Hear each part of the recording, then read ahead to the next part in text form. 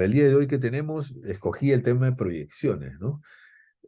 Digamos que la primera reflexión que yo hago es que cuando nosotros hablamos de proyecciones, los que tenemos que hacer proyecciones, yo trabajo en una calificadora de riesgo, ¿no? Tengo una calificadora de riesgo propia, pequeña, eh, en donde tenemos que hacer proyecciones para las, eh, digamos, calificaciones que realizamos, ¿no?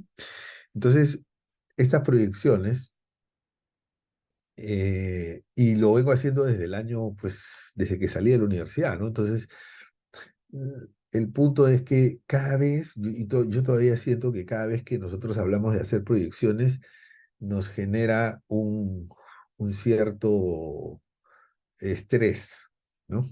La palabra proyecciones. ¿Por qué pienso eso? Pues yo diría que eso es porque hagamos lo que hagamos, nos vamos a equivocar. Y, o sea, porque no vamos a acertar con las proyecciones, ¿no? O sea, nos vamos a acercar poco o mucho, pero no vamos a acertar con las proyecciones, ¿no? Entonces, de alguna manera nos vamos a equivocar, o en algunos supuestos, porque una proyección tiene un conjunto de supuestos, vamos a acertar y en otros no. Entonces, y eso nos va a llevar a una equivocación parcial y pues en cualquier caso vamos a tener una equivocación, ¿no? Bien, y entonces ese temor a equivocarnos nos genera en el subconsciente, a muchos, ¿no? Tal vez no a todos, pero a muchos, un temor a escuchar la palabra proyecciones porque lo relacionamos con equivocación. Entonces, eh, esa es una reflexión, yo he pensado mucho sobre eso, ¿no? ¿Por qué nos asusta tanto cuando a mí me toca, digamos, interactuar con algunos clientes a los que les hago la calificación de riesgo? Entonces me dicen, bueno, ¿y entonces qué información necesitas? Necesito esto, estado financiero. Ah, sí lo tenemos, ¿no? Sí, los pacto social y tanta cosa. Sí, sí lo tenemos, ¿no? Sí, el organigrama de la empresa. Sí, sí, claro, ¿no? Y las proyecciones. Y entonces tiene que ver ustedes la cara, o sea, en ese momento se enfría completamente la conversación porque cuando tú le hablas de proyecciones y las personas quedan como heladas. Pero es un poco eso, es un temor a, a la incertidumbre, porque las proyecciones traen incertidumbre, y es un temor a trabajar con incertidumbre. Entonces, para la sesión de hoy les he traído 5 consejitos, ¿no? O sea, unas cosas muy sencillas que les va a ayudar a convivir con las proyecciones, ¿no? Eh, Muchos de los que trabajamos en temas financieros tenemos que convivir con proyecciones, ¿no? Toda la vida, o sea, ya sea que las tenemos que hacer, ya sea que las tenemos que revisar, ya sea que las tenemos que sensibilizar, ¿no? Entonces, trabajamos con proyecciones. Bueno, vamos entonces con nuestra presentación para darles esos 5 consejos que les he traído eh, hoy, ¿ok? Muy bien. 5 recomendaciones. Entonces, elaborar un conjunto de proyecciones implica diseño, análisis, evaluación, ¿no? Eh, y estas 5 recomendaciones están en las diferentes etapas, ¿no? De esas, digamos, de ese trabajo que consiste en realizar proyecciones. El primero tiene que ver con un tema de forma, ¿no? Y ustedes me dirán, pero ¿y por qué el tema de forma es importante? Por la sencilla razón que nos ayuda a tener un mejor orden, ¿no? Entonces, yo recomiendo tener una plantilla flexible, ¿no? Una plantilla adaptable al tipo de negocio de la empresa que se va a proyectar, pero finalmente tener un esquema, tener un formato, ¿no? Que, digamos, este consejo, o sea, me hubiese gustado tenerlo 25 años atrás, ¿no? Porque a mí me decían, tienes que hacer las proyecciones y era mi problema, yo tenía que ver cómo hacía y me equivoqué tanto y aprendí tanto que ahora pienso diferente. No soy la persona más ordenada del mundo, pero creo que el orden en el momento en que tú diseñas, en que tú piensas cómo vas a elaborar las proyecciones, me parece fundamental. Entonces, esa es la primera recomendación. Tiene que ver con la plantilla que nosotros usamos, ¿no? Ayuda al orden, ayuda también a la transmisión de conocimientos, ¿no? Ayuda a la efectividad del proceso, porque sobre todo para las áreas crediticias que tienen muchas personas que trabajan en el área de créditos, entonces ya una vez que tú le das la plantilla, se alinean mejor, ¿no? Con una sola plantilla, entonces el comité, ya sea el comité de créditos o el comité que hace las evaluaciones, al tener una sola plantilla, lo entiende mejor, se habla a nivel de organización un solo lenguaje, entonces se ayuda a uniformizar, a alinear, y por eso creo que el contar con una plantilla eh, es algo que yo recomiendo porque ayuda mucho a la efectividad y también a la eficiencia. ¿Ok? Entonces un formato, mira, la recomendación está ahí, dice, mantener un formato preestablecido que facilite la elaboración, revisión y sensibilización de las proyecciones. Entonces, y seguramente usted me dirá, bueno, ¿y qué formato tú recomiendas? Bueno, yo recomiendo una hoja Excel, ¿ok? En esa hoja Excel tener 6 pestañas. Ese es el formato que yo uso, ese es el formato que yo trabajo y ese es el formato que yo pues les recomiendo también a ustedes, ¿no?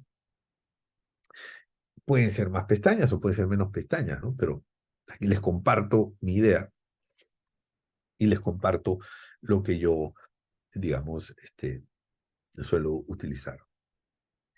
El primero es estados financieros. O sea, cuando yo voy a trabajar proyecciones, yo necesito una base, necesito digamos, una historia, eh, y para eso, pues, son fantásticos los estados financieros, ¿no? Entonces, los estados financieros puestos, hoja de balance, o sea, activos, debajo pasivos patrimonio, debajo estado de resultados, que son los principales, esos estados financieros en un periodo de mínimo 5 años.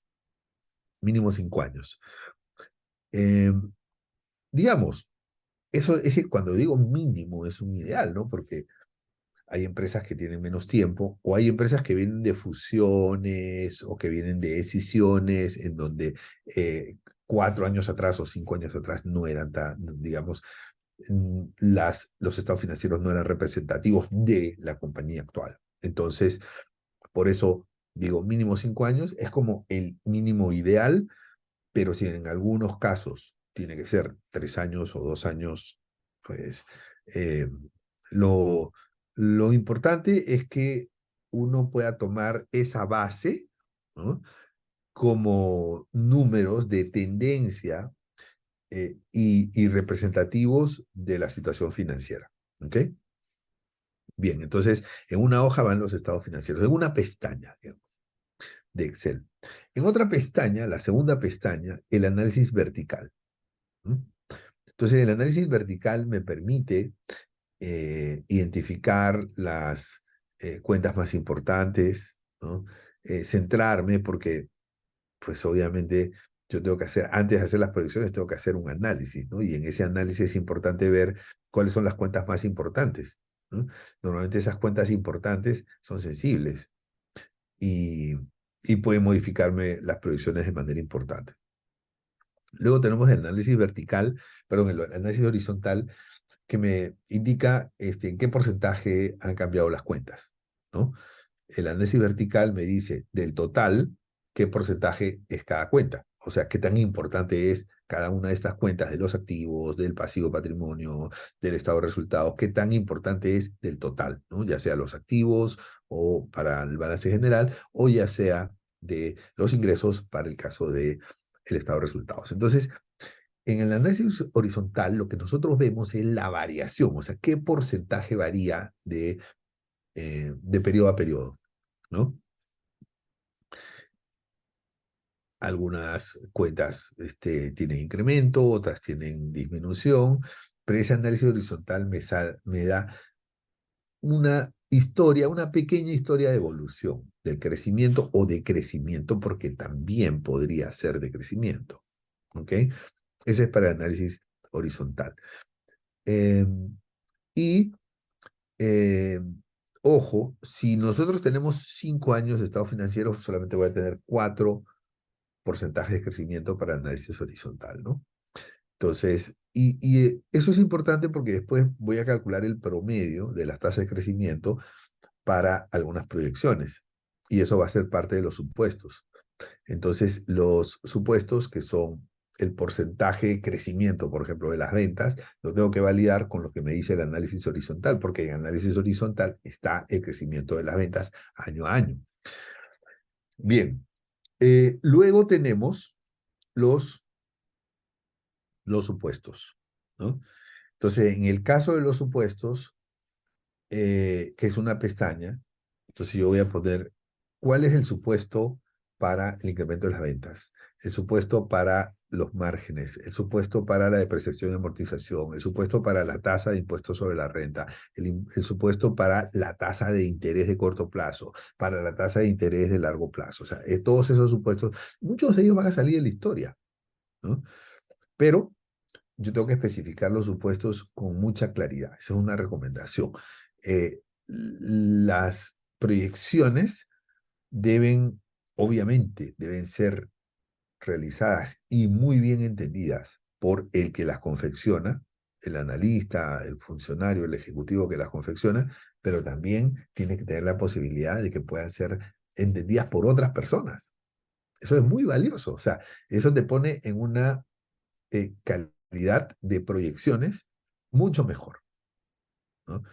Te eleva, digamos, el nivel de las proyecciones, la calidad de las proyecciones. ¿Por qué? Porque al poder revisarlo por otra persona, le da una cualidad a las proyecciones, eh, de tal manera que las hace más creíbles, ¿no? Más confiables las proyecciones.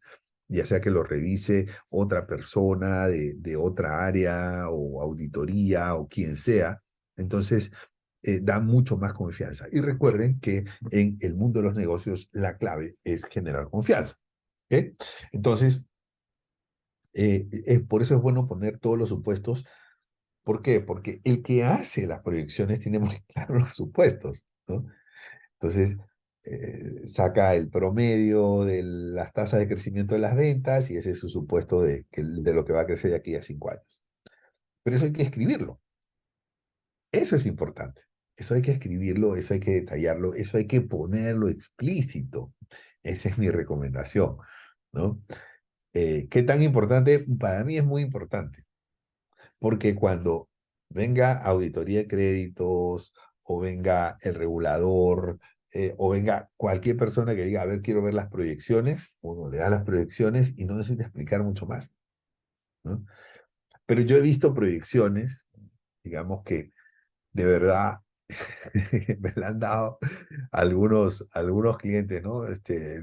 Mándame tus proyecciones. Bueno, me mandan las proyecciones y yo no las entiendo. O sea, yo tendría que destinar eh, digamos, varios días para tratar de entender las proyecciones y las fórmulas que están usando, porque usan una fórmula de buscar filas, ¿no? Y dentro de otra buscar filas y luego fuera una buscar columnas, o sea, entonces se hace muy difícil la revisión, ¿no?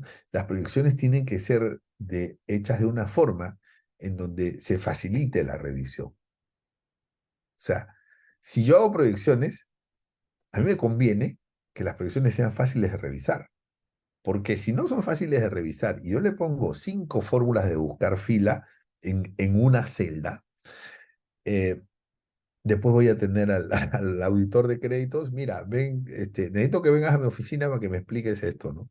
Entonces yo tengo que dejar de hacer lo que estoy haciendo para ir a explicarle algo que por añadirle demasiada complejidad y a veces una complejidad innecesaria, eh, no está siendo lo más eficiente para la organización porque le está demandando tiempo al revisor y tiempo al elaborador, ¿no?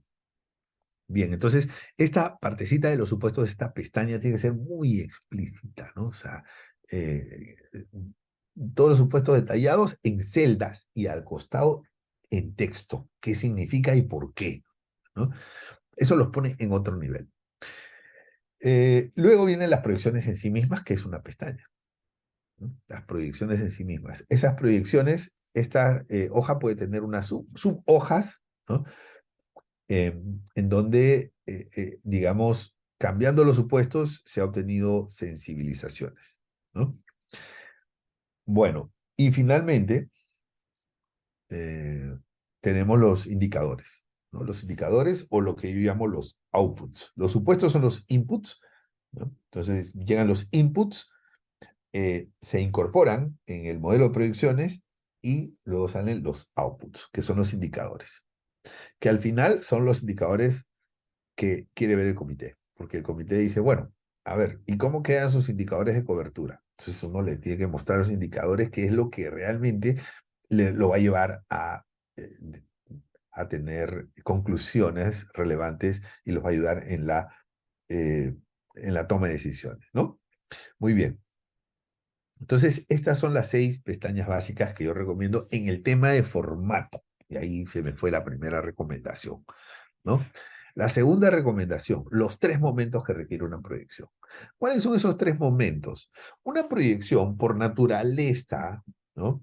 Es una estimación del futuro, una estimación de la situación financiera, de la capacidad de pago, pero está enfocada en el futuro, por definición.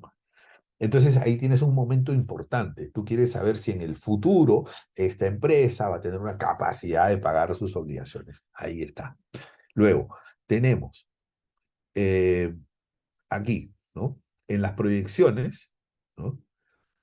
Eh, siempre el plazo tiene que ser el menor posible, pero el menor posible siempre y cuando se esté tomando el plazo necesario, ¿no? Por eso digo,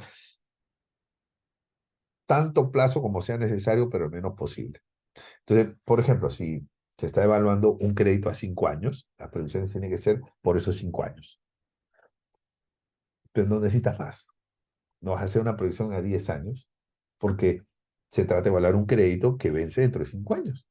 Entonces, pero tampoco vas a hacer 3 años, porque si no, no vas a saber si se paga o no se paga el cuarto, el quinto año, cómo van a quedar los indicadores. Entonces, ¿de qué se trata? Se trata de tanto plazo como sea necesario, pero el menos posible. ¿Ok? Bien, entonces, en estas proyecciones hay 3 momentos. El primer momento es el momento futuro, que lo ven ahí en el lado derecho, el año 1, año 2, año 3, año 4, año 5, o sea, el momento futuro, ¿no? Ahí están los supuestos aplicados, las tasas de crecimiento, los márgenes que se está suponiendo, las tasas de interés que van a cobrar las entidades financieras, ¿no? La composición de deuda a corto plazo, largo plazo, o sea, todo eso está en las proyecciones en la parte futura. Pero eso se tiene que complementar con el año cero. El año cero es la situación hoy. Entonces, ¿por qué? Porque muchas veces, ¿no? Muchas veces me ha pasado, a mí me ha pasado como analista y también me ha pasado cuando he sido miembro del comité de las calificadoras donde he trabajado, que el analista presenta solamente del año 1 al año N. Y aquí están las proyecciones, del año 1 al año N. Entonces, pero ustedes no tienen una idea de lo importante que es que el miembro del comité pueda validar. A ver, estas proyecciones, ¿no? Eh, ¿Cuánto van a vender el próximo año, ¿no? Entonces, si se pone solamente del año 1 al año N, eh, el miembro del comité va a tener que hacer un cálculo especial porque va a tener que ir a buscar los estados financieros para poder hacer las comparaciones. Pero cuando se presenta todo en un solo cuadro, es mucho más eficiente. ¿Por qué? Porque el miembro del comité dice, a ver, tú me estás diciendo que este año ha vendido 100.000 y que el próximo año va a vender 180.000, ¿no? ¿Por qué? ¿No? O sea, con todo el escepticismo que tiene que tener un revisor de proyecciones, ¿por qué? Tal vez sí, claro, tal vez ha ampliado su capacidad instalada, o ha tenido un contrato, digamos, un mega contrato que ya está firmado y que le da buen nivel de certeza. Bueno, o sea, puede ser, ¿no? Pero la pregunta clave es ¿por qué? Entonces, el presente te permite validar el futuro, ¿ok? Y el pasado también, ¿no? O sea, el pasado te da una mayor amplitud. El año -1, que es el año pasado, el año -2, que es hace 2 años, el año -3, o sea, los años anteriores. Entonces, ¿por qué? Porque otra de las cosas que va a hacer el miembro comité es que va a medir las tasas de crecimiento proyectadas y las va a comparar contra las tasas de crecimiento históricas. Entonces, y por ahí el miembro del comité te decía, esto está muy bien, esto está sobreestimado, esto está muy optimista. O sea, esta es una empresa que en promedio ha crecido 8%. Y ahora yo veo que pues en las proyecciones aparece una tasa de crecimiento del 25% anual. No es coherente, no es consistente. Y como les digo, puede que haya información adicional, ¿no? Relevante que genere una modificación en la, digamos, en las perspectivas de crecimiento, ¿no? Como les decía, un nuevo contrato o una nueva ley o cualquier cosa que justifique, ¿no? Ese cambio, justifique que, digamos, las proyecciones que se prevén para el futuro no son tan consistentes con el pasado o con el presente, pero hay razones, ¿no? Entonces, si hay razones, el comité usa su mejor herramienta, que es su criterio, su sentido común, y las valida o no las valida.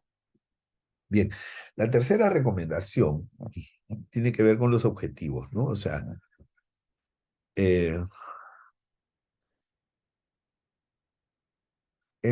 una vez, en uno de mis trabajos en la calificadora de riesgo, ya tenía asistente, ¿no? Ya había evolucionado, tenía un asistente, entonces digo, "Bueno, mira, tienes que hacerte unas proyecciones, ¿no? De, digamos, de esta empresa, ta, ta", pero no fui muy específico, ¿no? Le dije, hazte las proyecciones.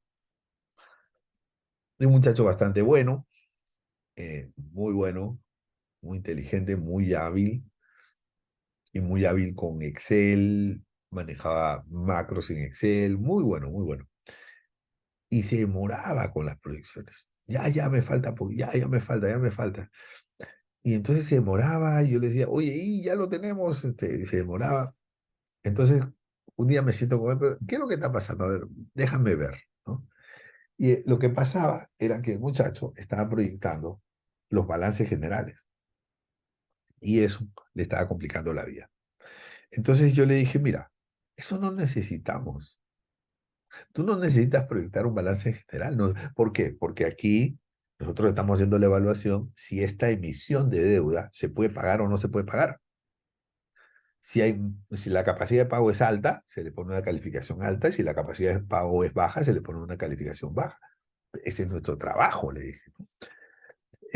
¿Para qué queremos la producción de un balance general? ¿Para qué? ¿De qué nos sirve eso? Para esto no nos sirve.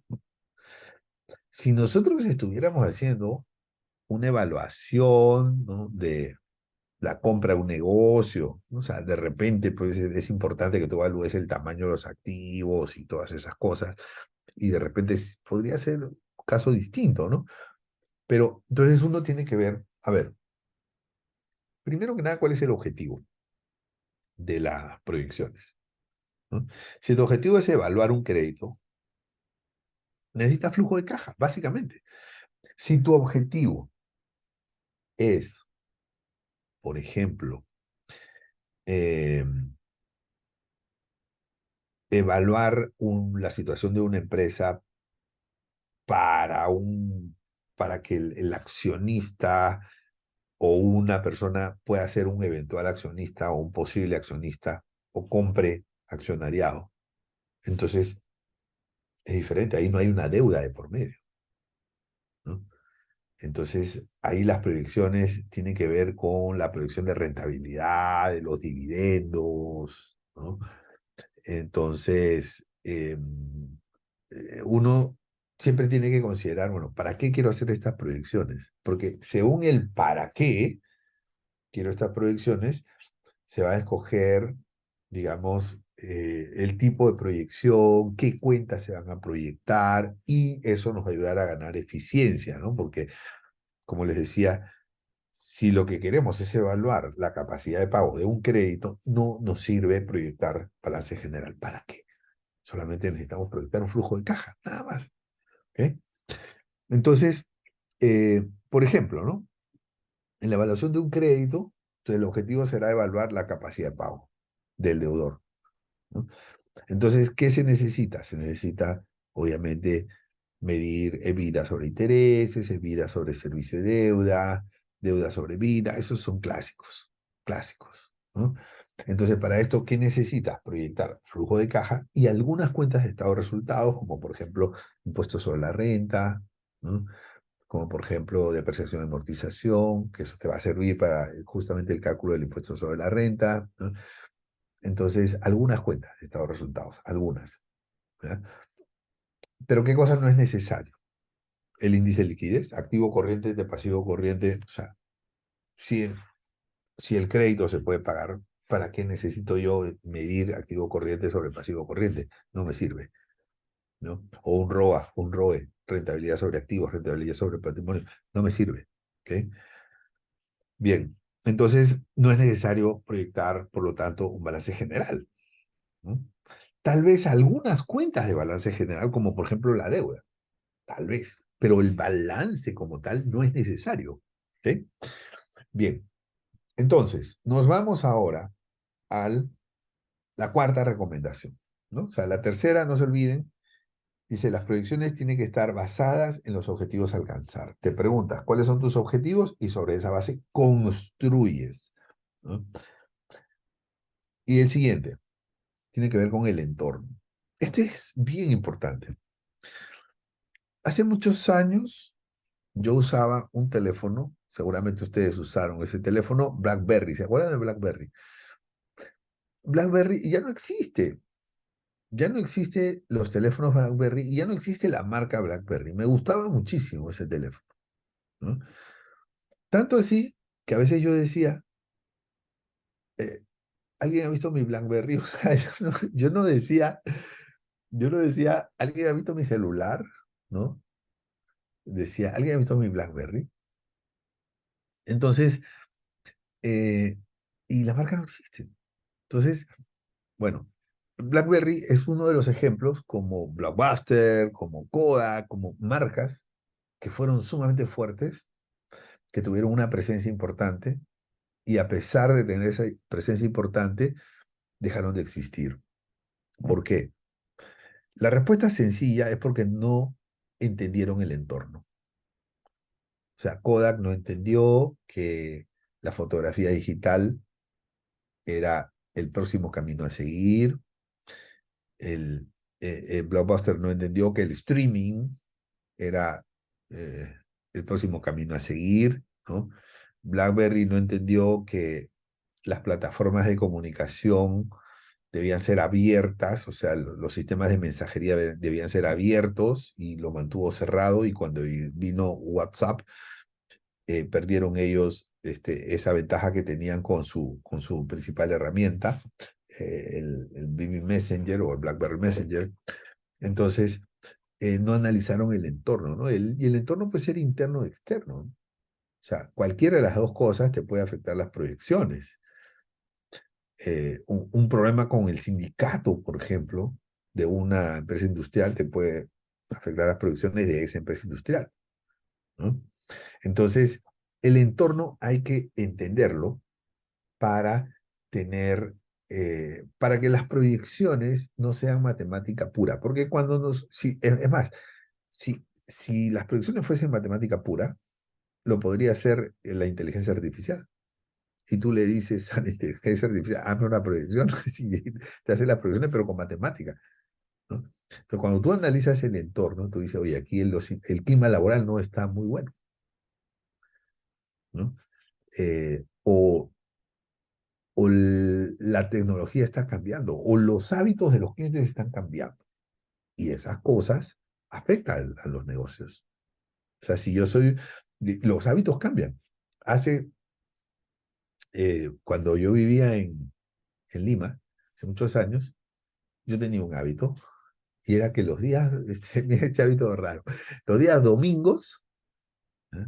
Los días domingos, yo tenía un momento para mí solito en donde llegaba el periódico, unos periódicos largos de esos tamaños, el tamaño grande, ¿no? Allá el periódico el que yo leía se llamaba El Comercio, entonces venía El Comercio con un, digamos, un paquete de información que era el doble del periódico, entonces el periódico yo, y me lo leía completo el domingo, ¿no? Y decía, en ese momento nadie me podía hablar porque yo estaba sentado en la sala leyendo el periódico, ¿ok? Disfrutando de ensuciarme las manos porque las manos terminaban negras, pero yo sabía que ese era mi momento, ¿no? Y ese, digamos, eh, mm, era uno de mis momentos favoritos, ¿no? Y lo disfrutaba mucho. Y de pronto llega la tecnología, los medios de comunicación se hacen más virtuales, ¿no? Y de pronto pierdo ese hábito, ¿no? Y ahora tengo el hábito que estoy pegado al teléfono. O sea, señores, los hábitos de los clientes cambian. Y cuando los hábitos de los clientes cambian, cambia también el resultado de los negocios, ¿no? Entonces, si un analista no entiende el entorno, tanto el interno como el externo, va a tener una mayor posibilidad de equivocarse con las proyecciones.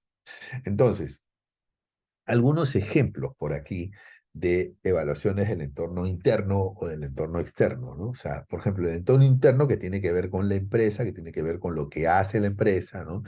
La sostenibilidad de los márgenes, ¿no? Porque hay márgenes que no son sostenibles. O sea, ¿por qué? Porque la tendencia del negocio es que vaya disminuyendo. La capacidad instalada, ¿no? O sea, si la capacidad instalada está llegando al tope, eso no aparece en los estados financieros. Entonces, es el analista el que tiene que ver, o sea, pero es que ya no pueden crecer más, porque ya la capacidad instalada está al tope, ¿no? El CAPEX requerido. Ah, porque el CAPEX requerido tiene que ir en las inversiones, ¿no? Y las inversiones afectan el flujo de caja. Los recursos, ya sea que haya una buena disponibilidad de recursos que favorece los resultados futuros, por lo tanto beneficia el flujo de caja, o que haya un déficit de recursos, en cuyo caso se va a requerir un mayor presupuesto o una, digamos, un menor resultado en los indicadores, ¿no? Cuando hablamos de recursos, nos referimos a recursos tecnológicos, recursos humanos, recursos logísticos, ¿no? La misma situación financiera es otro elemento del entorno interno, ¿no? O sea, no es lo mismo hacer proyecciones para una empresa que está en una buena situación financiera que una empresa que está en una situación no tan buena. El entorno externo, ¿no? Los competidores, ¿qué están haciendo los competidores? ¿No? Y cuando hablamos de competidores, hay que incluir también los productos, ¿no? Sustitutos, ¿ok? O sea, que no son competencias directas, pero son de alguna manera competencia indirecta, ¿ok? La legislación, la legislación se puede traer abajo a los negocios, ¿ok? O puede favorecer a los negocios. Entonces, eso lo tengo que tener claro. Los avances tecnológicos, ¿no? O sea, si cambia la tecnología, puede cambiar eso también algunos modelos de negocio. Y el cambio, como les decía, en los hábitos de los clientes, ¿no? Eh, digamos que, ¿a mí qué me ha pasado? A mí me ha pasado que otra cosa en la que he cambiado de hábito es que ya no me gusta manejar. Cuando hace muchos años yo tenía que ir a algún lado, yo iba en mi carro, ¿no? Y me encantaba subirme a mi carro, irme en mi carro, o sea, hoy en día ya no me gusta. Puedo tener el carro ahí y yo soy capaz de pedir un Uber, ¿no? Entonces, ese es un cambio importante y cambia un poco también la estructura de los negocios, ¿ok? O sea, tiene algunos impactos, puede ser positivos, puede ser negativos, pero cualquier cambio en los hábitos de los clientes tiene alguna consecuencia, ¿ok? En los negocios. Y el quinto, la quinta y última digamos, recomendación es que unas proyecciones deben de tener siempre conclusiones, ¿no? Las proyecciones deben convertirse en información útil, ¿no? Para la toma de decisiones. ¿Ok? Voy a sacarle aquí un print de pantalla. Bien, ahí se quedó. Entonces, la, lo que yo escribí aquí es que las proyecciones deben convertirse en una información útil. Útil. ¿Por qué? Porque no se trata de elaborar proyecciones y presentarlas. Estas son las proyecciones. Lo más importante es qué dicen esas proyecciones. ¿Cuál es la interpretación de esas proyecciones? Es más, si ustedes trabajan en comité de créditos, ustedes tienen que exigirle a los analistas que presentan que pongan un pedacito en, digamos, un párrafo que diga interpretación de las proyecciones. O sea, obligarlos, ¿no? Es decir, 3 bullets. ¿Cuáles son tus interpretaciones? ¿Qué es lo que tú quieres transmitir? ¿No? Entonces, ¿por qué? Porque las matemáticas y el Excel aguanta todo. Yo puedo hacer en Excel, ¿no? Hago las corridas, copio, le pongo tasas de crecimiento, mantengo los márgenes, o sea, pero a ver, lo más importante no es la proyección en sí, lo más importante es lo que esas proyecciones dicen, ¿no? Entonces, por ejemplo, ¿no? Aquí damos algunos ejemplos, ¿no? Información útil que puede ser, la deuda se paga con el flujo de caja. O la deuda no se paga con el flujo de caja. Necesitan aporte de los accionistas. O tendrían que acceder a una deuda más baja para que se pague, ¿no? Otro tipo de información que es útil, ¿no? Las ventas requerirían aumentar 10% anual promedio para que la deuda se repague o se pague con recursos primarios, ¿no? Flujo de caja. Si la deuda aumenta más de 30%, la cobertura de servicio de deuda baja a menos de 1. Esas son conclusiones, ¿no?